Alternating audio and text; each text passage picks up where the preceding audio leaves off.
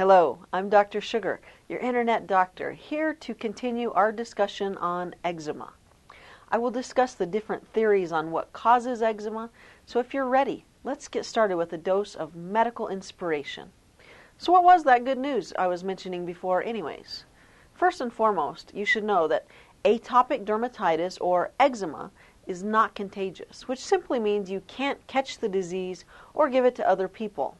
And in most cases, it can be pretty well controlled by your family doctor. But if he or she is having some trouble getting the skin smooth, then they can refer you to a dermatologist, who is a doctor that specializes in diseases of the skin. The cause of atopic dermatitis is not known. It is likely caused by both genetic factors, meaning it runs in your family, or from conditions in your surrounding environment. These are called environmental factors. So people with eczema also often have other atopic conditions like hay fever, allergies, and even asthma. We refer to this as the atopic triad. In my own experience, I suffered from asthma and allergies as a kid, and now my oldest daughter has eczema. So clearly there is a genetic pattern there for our family. Now, according to the National Eczema Organization, there are a few environmental factors called trigger factors that are suspected of causing flare-ups. These substances or conditions which may worsen the dermatitis are irritants, allergens, emotional stress, heat, sweating, and infections. Now, the key to controlling eczema then is really trying to avoid or reduce any of these exposures.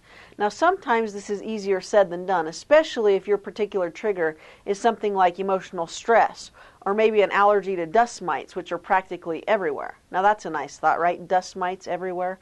So, even though this may not be totally easy, there are steps that you can take to limit your exposures, which we'll get to in just a minute.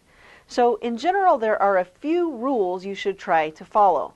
People with atopic diseases are usually sensitive to certain agitating substances. Some of these are called irritants and some are allergens. Irritants are substances that cause burning, itching, or redness, such as solvents, industrial chemicals, detergents, fumes, tobacco smoke, paints, bleach, wool or woolen fabrics, acidic foods, astringents, and other alcohol-containing skin care products, and even some soaps and fragrances.